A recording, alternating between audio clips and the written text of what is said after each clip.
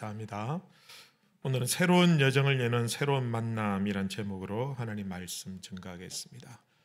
설교를 시작하면서 제가 그림을 하나 보여드리겠습니다. 저기 293억짜리 그림입니다. 저 작품은 피카소, 우리가 잘 아는 피카소의 황소머리라는 그런 조형 작품인데요. 여러분 재질을 가만히 보면 눈치가 빠르신 분들은 아시겠지만 저 재질이 자전거 핸들과 그 자전거 안장이지 않습니까? 그걸 거꾸로 이렇게 붙여가지고 만든 작품입니다. 피카소가 한 번은 거리를 거닐다가 버려져 있는 자전거를 보고 거기를 핸들과 안장을 뜯어가가지고 집에서 이렇게 저렇게 작품을 만들고 저게 1990년도에 경매에 나와가지고 293억 원에 팔렸다고 합니다. 저 정도는 저도 만들 수 있을 것 같은데 아마 지금 다시 나오면은 뭐 한 1000억을 갈 것 같은 거죠. 어마어마하게, 그죠? 아마 저를 만났으면은 저 고장난 자전거는 고물상에 팔려가거나 엿 바꿔 먹고 했을 건데 저는 위대한 작가의 손에 들려주고 만나니까 위대한 작품이 되는 것입니다. 여러분, 우리 인생도 이와 비슷합니다.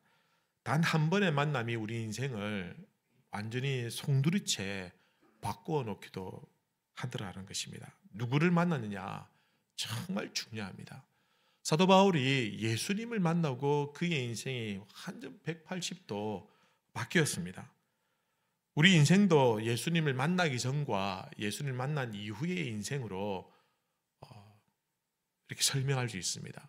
그렇지 않습니까? 역사가 BC와 AD로 나누어진 것처럼 우리 인생도 예수님 만나기 전의 인생과 예수님 만난 이후의 인생이 전혀 다르다라는 것입니다.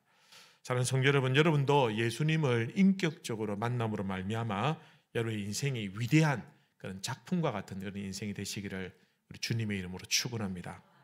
하나님은 우리 만남을 통해서 우리 인생을 이끌어 가실 때가 많습니다. 제가 계속해서 만남에 대해서 주제를 가지고 말씀을 드리는데 우연한 만남을 통해서 우리 인생에게 기회를 주실 때가 있고 또 뜻밖의 만남을 통해서 우리가 큰 도움을 주기도 하고 받기도 하고 또 기대하지 않았던 만남을 통해서 막혀있던 길이 활짝 열리는 일들을 경험하게 되는 것입니다. 그래서 정말 지혜로운 사람은 어떤 사람이냐, 지식을 많이 가지고 있는 사람이 아니라 만남을 통해서 그의 인생을 소중하게 만들어가고 또 하나님의 인도하심을 깨닫는 사람이 정말 지혜로운 사람이다라고 말씀을 드릴 수가 있습니다. 오늘 여러분 이 자리에 온 것도 우연히 오신 것이 아니라 하나님께서 우리의 만남을 인도하여 주신 줄로 믿습니다. 그래서 이렇게 한번 인사하십시다. 여러분 한번 옆에 분들 보시고 좀 멀리 있는 분들도 한번 보시고 반갑습니다. 참 잘 오셨습니다. 잘 오셨습니다. 고개만 끄덕끄덕 하지 말고 오늘 우리는 말씀을 통해서 하나님께서 만남을 통해서 우리의 삶을 어떻게 인도해 가시는지를 한번 말씀을 통해서 한번 살펴보기를 원합니다. 오늘 본문은 사도 바울이 2차 두 번째 전도 여행 중에 있었던 일들을 다루고 있습니다. 2차 전도 여행은 1차 전도 여행 때 갔었던 그 장소를 다시 돌아가서 교회가 바로 세워져 있는지 또 전도에서 믿게 한 사람들이 어떻게 신앙생활을 잘하는지를 살펴보고 그 다음 소아시아 지역에 계속해서 복음을 전하는 것이 2차 전도 여행의 목적이었습니다. 그런데 하나님께서 바울 일행이 가는 그 길을 두 번이나 막으셨습니다. 오늘 6절 보시면 성령이 아시아에서 말씀을 전하지 못하게 하시거늘 그들이 부르기아와 갈라디아 땅으로 다녀가. 아시아에서 말씀을 전하지 못하게 하고 부르기아와 갈라디아 땅으로 가게 하셨다. 여러분 지도를 한번 보실까요? 지도를 보시면은 중간 지점에서 루스드라 이고니온까지는 1차 전도 여행에 갔었던 지역이고 그 다음에 계속해서 소아시아 지역에서 복음을 전하려고 했는데 성령이 그들의 길을 막고 부르기아와 갈라디아 약간 위쪽 지역으로 가도록 이렇게 했습니다. 근데 그곳에서 더 가려고 했는데 또 성령이 길을 막습니다. 이번에는 비두니아로 가려고 했습니다. 저 위쪽으로 더 올라가려고 했는데 이번에는 성령께서 그들을 길을 막으시고 7절에 이렇게 걸어갑니다. 무시아 앞에 이르러 비두니아로 가고자 애쓰되 예수의 영이 허락하지 아니하신지라. 북쪽으로 올라가려고 했는데 성령께서 그들의 길을 막으시고 서쪽으로 계속해서 서쪽으로 길을 열어주셨다라는 겁니다.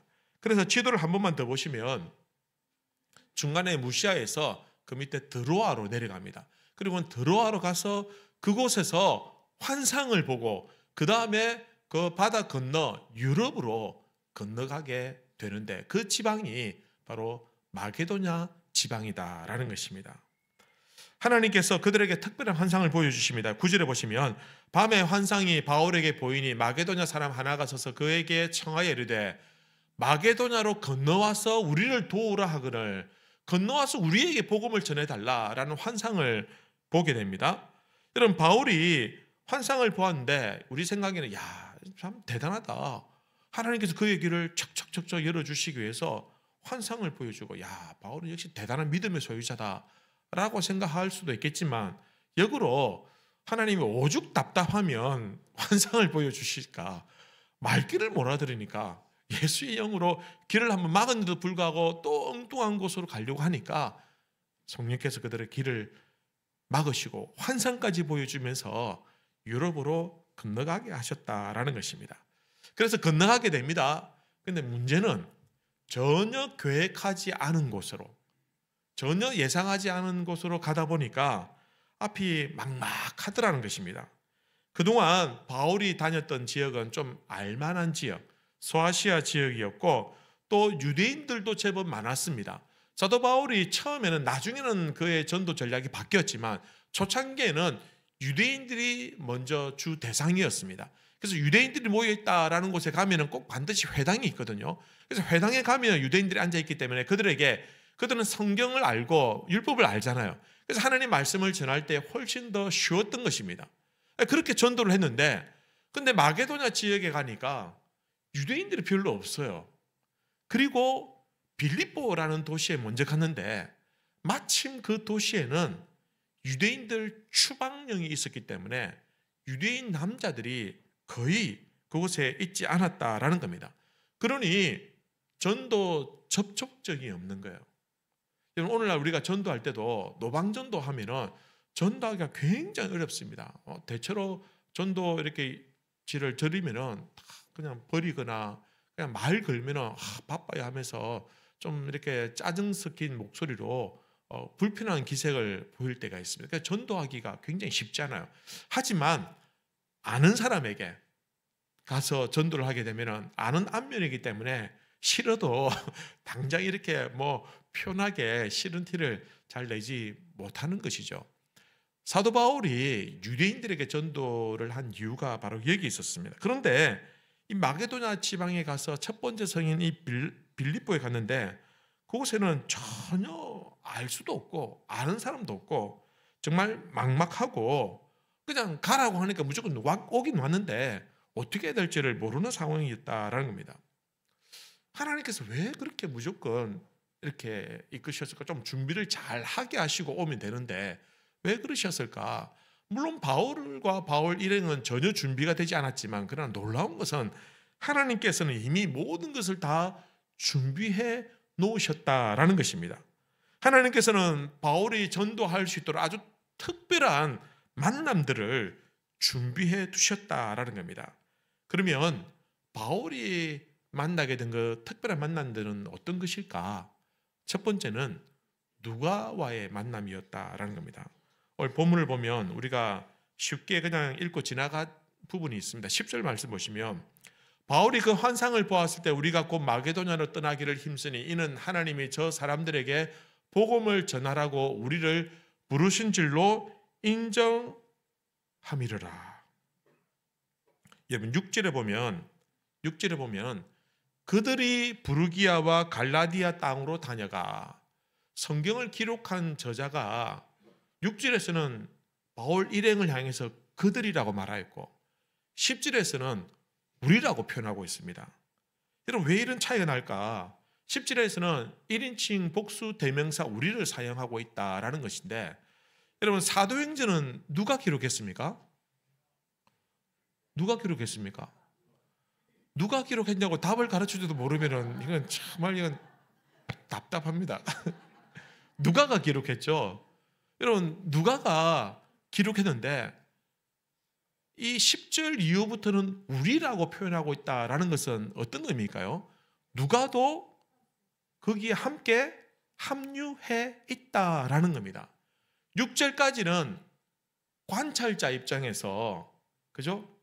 기록을 했는데 10절에 드로아에 있을 때부터는 누가가 우리라고 표현하고 있으니 이 드로아에서 누가가 이 바울의 전도팀에 합류했다라는 것을 우리가 충분히 추정할 수 있다라는 것입니다. 그들이 하나님의 뜻을 따라서 마게도냐로 가기로 마음먹었을 때 하나님께서는 드로아에서 누가를 만나게 해주셨다라는 겁니다. 여러분, 이 누가라는 사람을 만난 것이 왜 의미가 있느냐? 사실은 여기에 기막힌 하나님의 섭리가 있습니다. 왜냐하면 누가는 어떤 사람이냐? 저는 첫 번째로 마게도냐 사람이고 빌립보 출신이었습니다. 지금 어디를 가려고 합니까? 마게도냐 지방에 빌립보를 가려고 하는데 마침 그곳에서 그 출신인 누가를 만났다라는 것입니다. 전혀 모르는 곳에 가서 어떻게 될지 막막했는데 누가를 만나니 그래도 조금은 안심이 되는 것입니다. 여러분, 올해 저희 교회 청년에서 남아프리카 공화국에 선교지 방문을 갑니다. 제가 온 이후로 우리 청년이 자체적으로 선교지 방문을 가는 건 처음 있는 일입니다. 근데 올해는 단독으로 자기들끼리 가요. 제가 따라가고 싶은데 눈치를 줘요. 안 가기로 했어요. 사실은 16시간 비행기를 타야 되거든요. 너무 멀고 너무 힘들어서. 근데 이 청년들이 그곳에 가는데 사실은 그곳이 총기가 허용되어 있습니다. 그러니까 위험할 수도 있어요.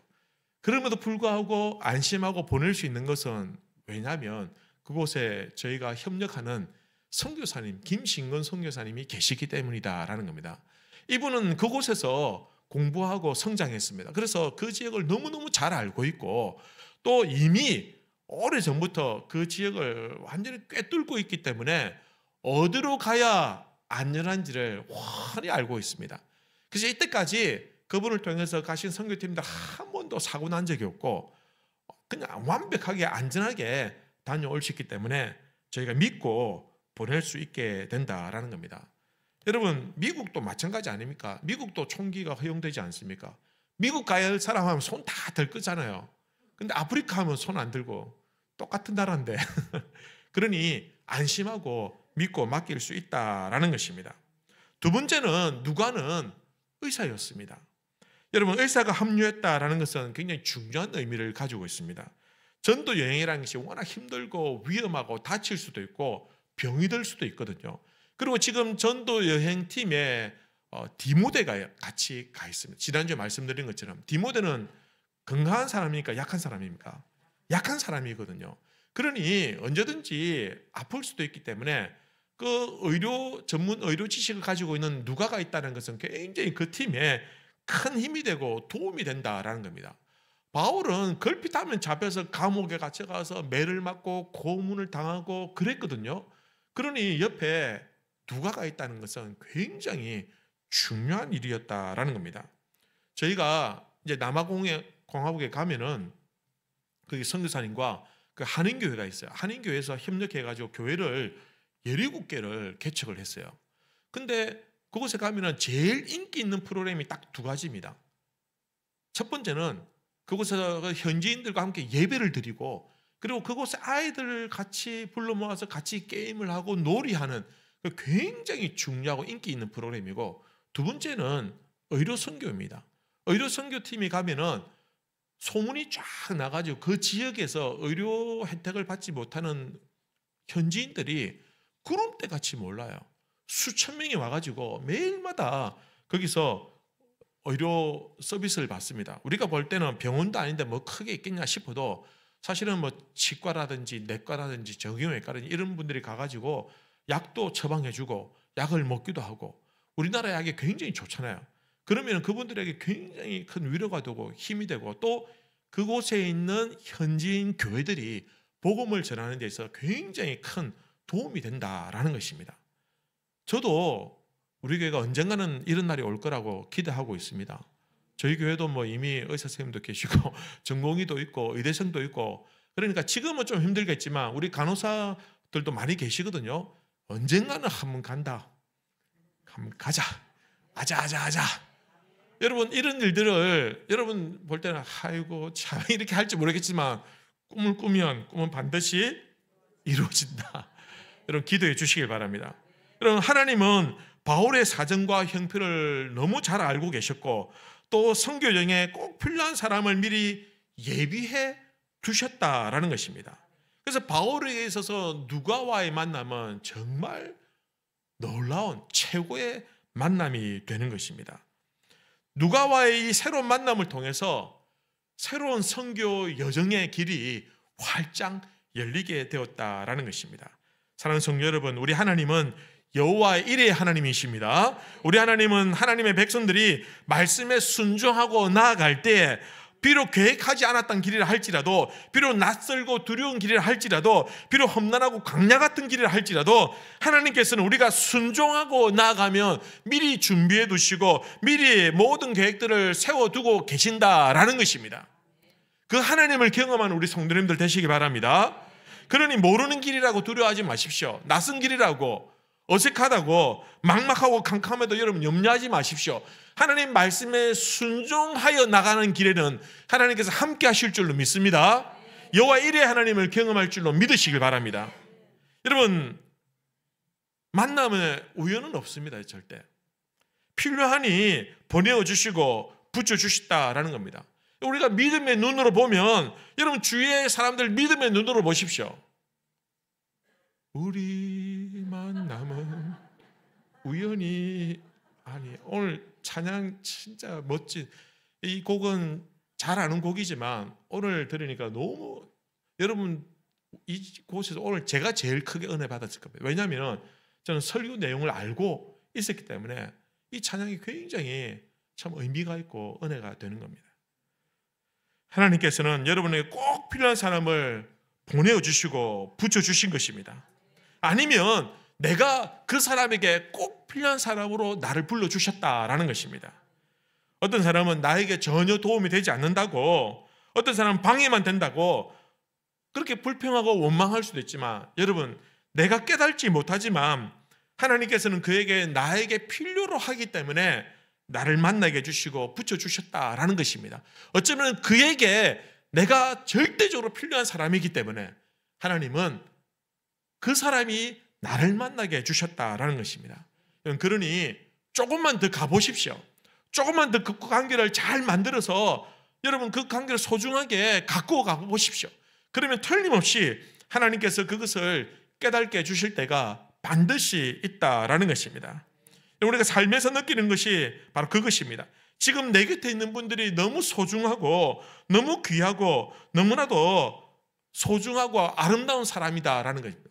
그것을 인정하고 사랑하고 감사할 때 우리의 시각이 열리게 되고 여러분 우리의 관계들이 달라지게 되고 세상이 달라지게 보이는 것입니다. 그렇게 사랑할 마음이 생기고 용서할 마음이 일어나게 되는 것입니다. 여러분 우리 관계들 중에서 여러분 부부 관계나 자녀들 관계나 뭐 친구들 관계나 이런 관계를 흡족하고 만족해하는 분들도 있겠지만 그러나 좀 불평하고 참 악연이다 이렇게 생각하는 분들도 혹시 있을지 모르겠지만 여러분 그렇지 않습니다. 하나님께서는 필요해서 만나게 해주셨습니다. 내가 필요하든지 그 사람이 필요하든지 그러니 그 관계는 딱 맞는 관계입니다. 여러분 저도 한번 말씀드렸지만 저와 여러분들 관계도 마찬가지입니다. 여러분들 저보다 더 뛰어나고 훌륭하고 참 목양을 잘하시는 그런 목사님들 많이 계십니다만은 여러분 수준은 제가 딱 맞습니다. 저에게도 여러분이 딱 맞습니다.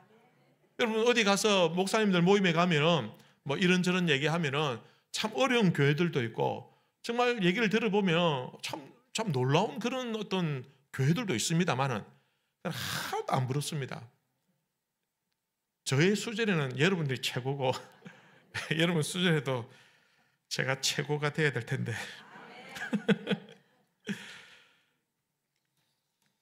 두 번째 만남은 루디아와의 만남입니다. 여러분 바울의 일행은 이제 마게도냐로 갔습니다. 근데 막상 가보니 훨씬 상황은 좀 심각한 상황이었습니다. 왜냐하면 그 당시 빌립보는 로마의 식민지였고 유대인들은 찾아볼 수 없었고 회당도 세워져 있지 않았습니다. 그래서 사도 바울이 복음을 전하고 가고 싶은데 갈 곳이 없는 거예요. 그래서 어쩔 수 없이 그가 간 곳이 바로 강가를 찾아가게 되었다라는 것입니다.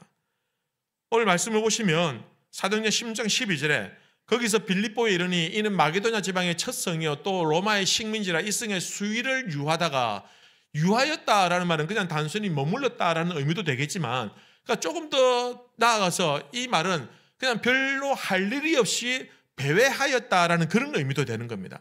그러니 사도 바울이 하나님께서 인도하셔서 하나님께 다른 길을 막으시고 기어이 이곳에 오게 하셨는데 그러니까 정작 와보니까 사실은 만날 사람도 없고 갈 곳도 없고 그래서 어쩔 수 없이 안식일이 되어서 기도하기 위해서 그 기도의 처소를 찾아갔습니다. 오늘 13절 보시면 안식일에 우리가 기도할 곳이 있을까요? 문 밖 강가에 나가 거기 앉아서 모인 여자들에게 말하였는데 강가에 가니까 마침 그 이방인들이 그곳에 모여 앉아서 있었다라는 것입니다. 사도 바울이 그들에게 가서 말을 걸고 그들에게 복음을 전하였습니다. 이 말은 이 상황은 사실은 쉬운 상황이 아닙니다. 왜냐하면 유대인들은 남자들은 여자들과 좀 거리를 둡니다. 특별히 그 당시에 유대 문화에 있어서 이 여성분에 대한 그 어떤 인식이 굉장히 안 좋은 상황이었습니다. 좀 어떻게 보면은 계수를 할 때도 아이들하고 여자들은 숫자에서 빼고 이렇게 숫자를 살릴 정도였습니다. 오늘 본문에 보면은 사도 바울이 그들에게 찾아갔는데 그 당시 유대인들은 아침마다 기도를 합니다. 기도를 하는데 딱 세 가지를 기도한답니다. 첫 번째는 무슨 기도냐면 내가 하나님의 백성이라는 것을 너무 감사합니다. 내가 유대인으로 태어나서 너무 감사합니다. 두 번째는 내가 노예가 아니라는 것에 대해서 감사합니다. 세 번째는 내가 여자가 아닌 것에 대해서 감사합니다. 이런 기도를 할 정도로 그 당시에 아주 좋지 못한 여성관이 있었다라는 것입니다. 그러니 바울도 서슴없이 여자분에게 다가가서 복음을 전한다는 것은 쉬운 일이 아니었습니다. 사도 바울이 그 당시까지 만나고 접촉했던 사람들은 누굽니까? 대체로 보면은 좀 큰 어떤 역할을 하는 사람들, 뭐 총독들, 그 지역의 어떤 수장들, 뭐 바리새인들, 또 유명한 사람들, 좀 큰 일을 하는 사람, 이런 사람들을 만나와서 그들과 만나면서 복음을 전하고 목숨까지도 걸고 했는데, 그러나 사실은 오늘 본문에서 처음으로 여인들에게 다가가서 그들에게 모든 편견과 방식을 다 내려놓고 다가가서 복음을 전하게 되었다라는 것입니다. 근데 그 바울의 말을 들을 때 한 여인이 마음을 열고 바울이 전한 그 복음을 받아들이게 됩니다. 그가 누구냐면 바로 루디아입니다. 루디아는 바울이 예상했던 사람이 아닙니다. 바울은 회당을 찾아가서 남자들 찾았습니다. 그런데 루디아라는 여자를 만났는데 그것도 이방인입니다. 거기다가 그녀는 그 당시에 아마 가정을 홀로 이끌어가는 과부였던 걸로 그렇게 알고 있습니다. 사실 이 루디아라는 이 이름도 그 여인의 실제의 이름이 아니라 아마 그녀의 출신 배경을 따서 붙인 이름일 가능성이 많습니다. 예를 들어서 우리나라에도 그렇지 않습니까? 뭐 어디 가면은 뭐 전주댁, 뭐 마산댁, 뭐 이렇게 표현하지 않습니까? 그 지역 출신에서 오신 분이다라는 의미로 이름을 부르지 않고 그렇게 부를 때가 많다라는 겁니다. 그런데 전혀 기대하지 않았던, 전혀 예상하지 않았던 그 루디아를 바울이 만나게 되었다라는 것입니다.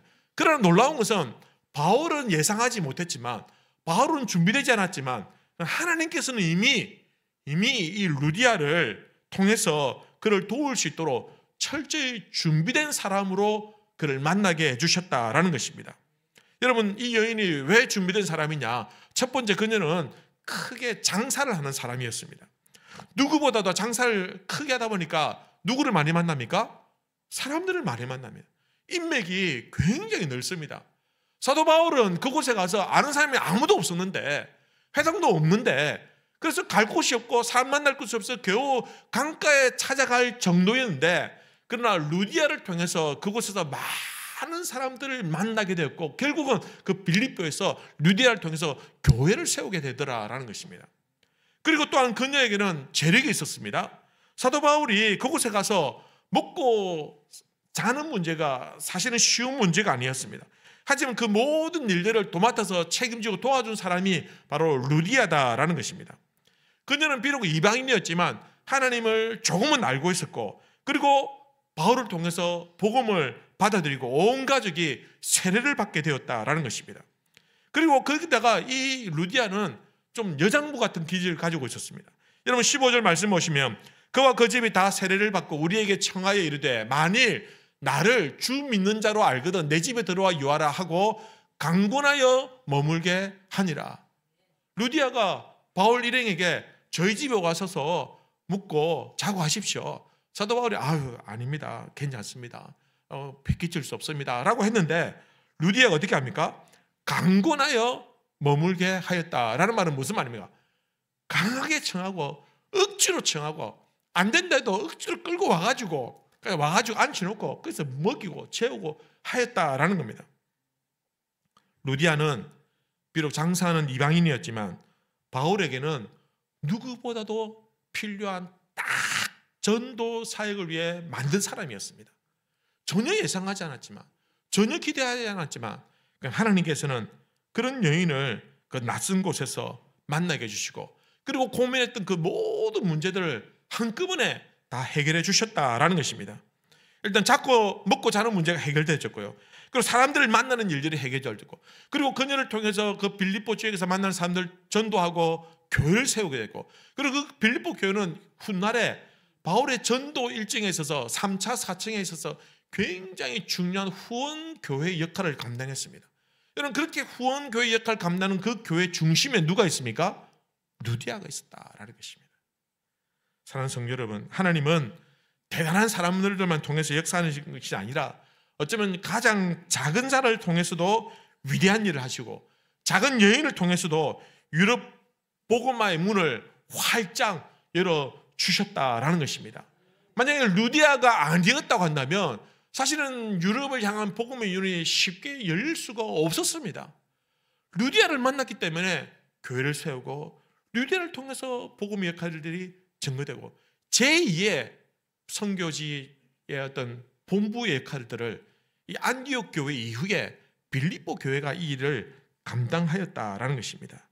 이것이 복음의 능력이고 이것이 하나님의 능력입니다. 여러분, 하나님 앞에서 하찮은 사람은 없습니다. 하나님은 사람들이 귀하게 여기지 않는 사람들조차도 하나님께서는 그들을 통해서 놀라운 일을 하시는 분입니다. 어쩌면 주목받지 못하는 사람들 중에서 보석 같은 사람들이 많이 있습니다. 여러분, 그 사람들을 만나고 그 사람 찾는 것은 행운이고 축복입니다. 우리 교회도 보석 같은 분들이 많습니다. 김보석, 오보석, 이보석, 박보석. 여러분, 우리 교회에 정말 할 일이 많고 참 하고 싶은 일도 많은데 그때그때마다 하나님께서 꼭 필요한 분들을 보내주시더라라는 것입니다. 여러분, 2000년 전에 하나님께서 너무나도 귀한 분을 이 땅에 보내주셨지만 사람들은 그를 멸시하고 무시하고 하찮게 여겼습니다. 그분은 예수님이십니다. 그분은 하찮은 말구유에서 태어나셨습니다. 그분은 가난한 목수의 아들로 성장했습니다. 그분은 가난한 자들과 병든 자들과 죄인 취급받는 자들과 함께 어울렸습니다. 그래서 많은 사람들이 손가락질하고 죄인들과 함께 밥을 먹는다, 어떻게 그가 선지자라고 할 수 있냐라고 무시하고 멸시했습니다. 아무도 그를 귀하게 여기지 않았습니다. 이사야 53장에 보시면 그는 주 앞에서 자라나기를 연한 순간코 마른 땅에서 나온 뿌리 같아서 고운 모양도 없고 풍채도 없고 풍채도 없은지 우리가 보기에 흠모할 만한 아름다운 것이 없도다. 그는 멸시를 받아 사람들에게 버림받았으며 강고를 많이 겪었으며 질고를 아는 자라. 마치 사람들이 그에게서 얼굴을 가리는 것 같이 멸시를 당하였고 우리도 그를 귀히 여기지 아니하였도다. 우리도 그를 귀히 여기지 아니하였도다. 그러나 하나님께서는 그를 통해서 놀라운 구원의 역사를 이루어 주셨습니다. 모든 인류의 죄를 다 짊어지시고 감히 아무나 할 수 없는 그 십자가를 지시고 대속의 죽음을 통해서 우리에게 구원의 길을 열어주시고 생명의 길을 열어주시고 천국의 문을 열어주셨다라는 것입니다. 누구든지 예수님을 만나기만 하면 구원의 문이 열리게 되는 것입니다. 성도 여러분, 우리가 이 땅에서 너무나도 중요한 만남들이 많습니다. 만남들이 다 중요합니다. 한 번의 만남이 우리의 인생을 좌지우지할 수 있기 때문입니다. 그러나 이 땅에서 그 어떤 만남보다도 더 중요한 예수님과의 만남, 여러분 예수님과의 만남이 반드시 여러분 인생에 있기를 바랍니다. 예수님과의 만남은 우리가 이 땅에서 우리의 생명이 끝나는 그때에 영생의 길이 어디에 있는지, 우리가 마지막 그 사후의 세계 영생을 어디서 보내게 될지를 결정할 수 있는 중요한 만남이 되는 것입니다. 아직까지는 예수님을 인격의 주로 만나지 못했다고 한다면 여러분 예수님을 인격적으로 체험하시고 만나시길 바랍니다. 그 어떤 만남보다도 더 소중하고 중요하고 반드시 있어야 될 그 만남을, 여러분 그 만남을 통해서 영원한 생명을 누리시길 바랍니다. 여러분 언젠가는 그 기회가 사라질 수도 있습니다. 지금 이 자리에서 여러분 인생의 여정을, 새로운 여정을 열 때 예수님을 만나시는 우리 성도님들 되시길 바랍니다. 여러분 예수의 이름은 알고 있지만 그러나 참 신앙 가운데 들어오지 못한 분들, 예수는 알고 있는데 교회도 다니는데 정말 내 마음속에 구원의 확신이 없고 정말 내가 참 예수님을 통해서 영원한 생명을 누리고 있다라는 그런 확신이 없는 분들이 있다고 한다면 예수님을 만나십시오. 만나게 해달라고 부르짖으십시오. 그것이 가장 중요한 우리 인생의 최고의 만남이 되는 것입니다. 여러분 예수님을 통해서 새로운 생명의 길을 누리시는 우리 성도님들 되시길 바랍니다. 우리 주위에 있는 그 모든 만남들을 소중하게 여기고 귀하게 여기셔서 그 만남을 통해서 누군가에게 큰 힘이 되어주시고 그 만남을 통해서 하나님의 은혜를 누리시는 우리 모든 성도님들 되시기를 우리 주님의 이름으로 기원합니다. 기도하십시다.